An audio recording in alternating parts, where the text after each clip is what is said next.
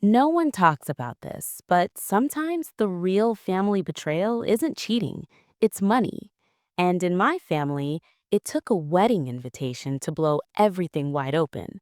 If you've ever been caught between loyalty and justice, between loving someone and refusing to let them destroy what's left of your family, this story is going to hit different. Stay with me because what I'm about to share changed everything I thought I knew about the people closest to me. And by the end, you're going to have to pick a side. My name is Rachel. I'm 35 years old. I live in Seattle. And up until 8 months ago, I genuinely believed my family was fine. Not perfect. No family is perfect, but functional, loving mostly. The kind of family that showed up at Christmas, argued about politics at the dinner table, and still hugged each other goodbye. My younger sister Diane and I weren't best friends, but we were sisters.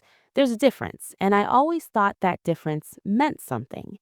Then our mom got sick. Mom was diagnosed with early stage Alzheimer's in 2021. It hit us hard. She was 63, still sharp enough to know what was happening to her, and that's honestly the cruelest part of the disease. You watch someone understand that they're losing themselves, piece by piece. Dad passed when Diane and I were teenagers, so it was just the two of us navigating this. And for about a year, I really thought we were doing it together. I live 2 hours from mom. Diane lives 20 minutes away. So naturally, Diane was the one handling the day to day doctor's appointments, grocery runs, medication reminders. I sent money every month to help cover expenses that insurance didn't touch. $3,000 a month consistently without missing a single payment. I trusted Diane completely. She was on the ground, she knew what mom needed. I deferred to her judgment because I thought that was the right thing to do. That was my first mistake. Here's the thing about trust. It's not just something you give, it's something you lend. And when someone borrows your trust, they're borrowing it on the assumption that they'll pay it back with the same care you offered it. Think of it like co-signing a loan for a family member. You do it because you love them, you do it because you believe in them. But if they default, the damage doesn't just hit them, it hits you. And sometimes by the time you realize what's happened, the debt is already impossible to pay back. Diane defaulted, big time. 11 months ago, Diane called to tell me she was engaged. His name is Marcus. I'd met him twice. Seemed okay, a little flashy for my taste. Loved talking about his car and his investment portfolio. But I didn't say that. I said congratulations. I meant it. When she started talking about the wedding, I expected the usual conversation. Venues, dates, guest lists. What I did not expect was what came out of her mouth next. She wanted me to pay for the wedding, not contribute, not split costs, pay, as in cover it, all of it. The number she threw out was $60,000. I almost dropped the phone. I asked her why she thought that was something I could or should do. And she said, and I remember this word for word because I wrote it down right after we hung up. She said, "You make good money, Rachel. And honestly, after everything I've done for mom, I deserve to have something nice." Stay with me because this is where it gets ugly. I didn't say yes and I didn't say no. I said, let me think about it. And then I did something I should have done a year earlier. I started asking questions. I called mom's doctor directly. I started going through the paperwork Diane had been sending me, receipts, bills, expense reports, and I pulled up the bank statements for the joint account Diane and I had opened specifically for mom's care. What I found made me physically sick. Over 18 months, roughly $40,000 had been withdrawn from that account in ways that had nothing to do with mom's care. Some of it was labeled vaguely: household supplies, transportation, medical equipment. But when I dug deeper, when I actually started matching receipts to withdrawals, the math didn't add up. Not even close. There were charges at restaurants mom couldn't go to because she needed supervision. There were spa visits. There were furniture purchases for an address that wasn't mom's house. Diane had been skimming money from our mother's care fund for at least a year and a half. Now, I need you to sit with that for a second, because I think the way we react to betrayal says a lot about us. My first instinct wasn't anger, it was grief. I cried for about an hour in my car before I could think clearly, because it wasn't just about the money, it was about what the money represented. Every dollar I sent was supposed to be an act of love from my mom. It was supposed to mean that even though I couldn't be there every day, I was still showing up. And Diane had taken that. She had taken my love for our mother and turned it into her personal expense account. This is the moment in every family betrayal story where people say, well, maybe there's an explanation. Maybe she had debt you didn't know about. Maybe Marcus pressured her. Maybe she was struggling. And here's what I'll say to that. I thought all of those things. I gave her every benefit of the doubt I could manufacture. And then I called her and gave her the chance to explain. She didn't deny it. She said she'd been underpaid for her time, that caring for mom was a full-time job and she deserved compensation, that I had no idea how hard it was to be the one physically present while I just wrote checks from Seattle like I was buying my way out of responsibility. And there was enough truth threaded through the manipulation that it hit me like a gut punch. Because yes, I did feel guilty about the distance. Yes, I knew being a caregiver was exhausting, but there's a difference between asking your sister to compensate you fairly and systematically draining a sick woman's care fund without telling anyone. Caregiver compensation is real. It's valid. It's actually something that should be discussed openly in families dealing with illness. If Diane had come to me and said, Rachel, I need to be paid for this, I genuinely think I would have said yes. We could have set up something formal, something transparent. Instead, she helped herself, in secret, for 18 months, and now she wanted me to fund her dream wedding on top of it. I said no.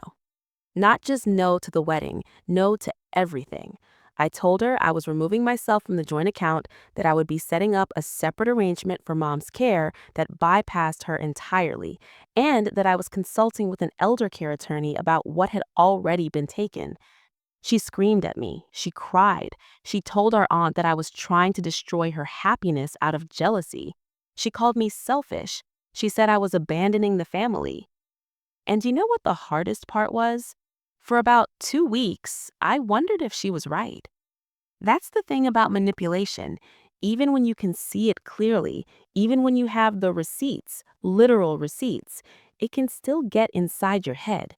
Because when someone you love calls you selfish, the part of you that loves them wants to interrogate that, wants to check whether maybe, just maybe, they have a point. And Diane knew that. She knew exactly which buttons to push, which wounds to press, because she'd been watching me my whole life. The aunt who got pulled into this, my mom's sister Carol, actually called me to try to mediate. And bless her, Carol is 70 years old and she believes in keeping families together above almost everything else. She listened to me lay out everything I'd found, every document, every withdrawal. And at the end, she was quiet for a long time. And then she said, Rachel, I love Diane, but what you're describing is theft. And she's right. That's exactly what it is. It just has a sister's face on it, and that makes it harder to name. I want to talk about something that doesn't get discussed enough in these situations, which is the role of the sick person in all of this. My mom, even in her diminished state, knew something was wrong. She'd made a couple of comments to me over phone calls. Things like, I hope the money is being used well, or I worry I'm a burden. At the time, I reassured her and moved on. Now I understand those comments differently. She was trying to tell me something. She didn't have the clarity to say it directly, but she felt it, and that, more than anything else, is what I cannot forgive.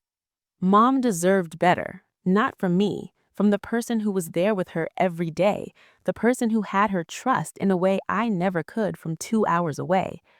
After I removed Diane from the account, I hired a part-time professional caregiver for mom, and I increased my own visits significantly. I've been going down almost every other weekend now. It's hard. It costs me more in time and energy than the money ever did. But I sleep better. and mom seems more settled, which is the only metric that actually matters to me. The wedding, by the way, is still happening. Diane and Marcus set a date for this September. I have not been invited, which is fine. I found out through our aunt. I've thought about whether that bothers me, and my honest answer is that it used to. It doesn't anymore. Because the person I'm grieving isn't the sister who didn't invite me to her wedding. It's the sister I thought I had, the one I invented, or maybe the one she used to be before whatever happened happened. People keep asking me if I'm the bad guy here, if I should have just paid for the wedding to keep the peace. And every time someone asks me that, I think about the same thing. Imagine you found out that someone had been stealing from a person you loved, someone vulnerable, someone who couldn't fully protect themselves. Would you hand that person $60,000 and call it keeping the peace? Because to me, that's not peace. That's paying someone to continue. That's putting a bow on betrayal and calling it family. Here's what I know after all of this. Family loyalty isn't unconditional, and it shouldn't be. Loyalty without accountability isn't love, it's enabling. The most loving thing I could do for my mother was to stop trusting the wrong person with her care. The most loving thing I could do for myself was to stop apologizing for having standards. And the most honest thing I can say about Diane is that I don't know who she is anymore. Maybe I never did. Maybe the version of her I loved was always partly a story I was telling myself. That's the part that keeps me up at night.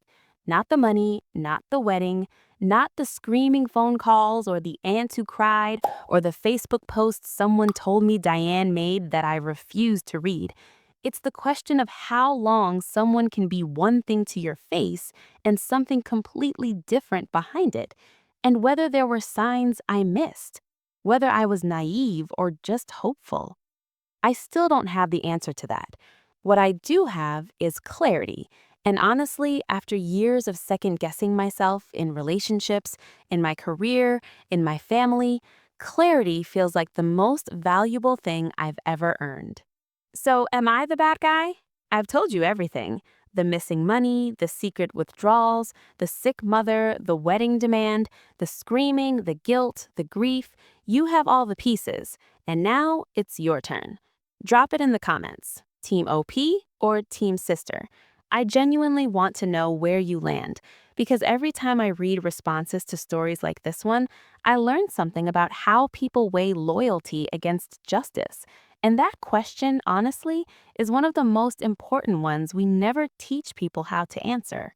If this story hit you somewhere real, there are more like it in the playlist right below this video. Every single one will make you think twice about the people you trust most.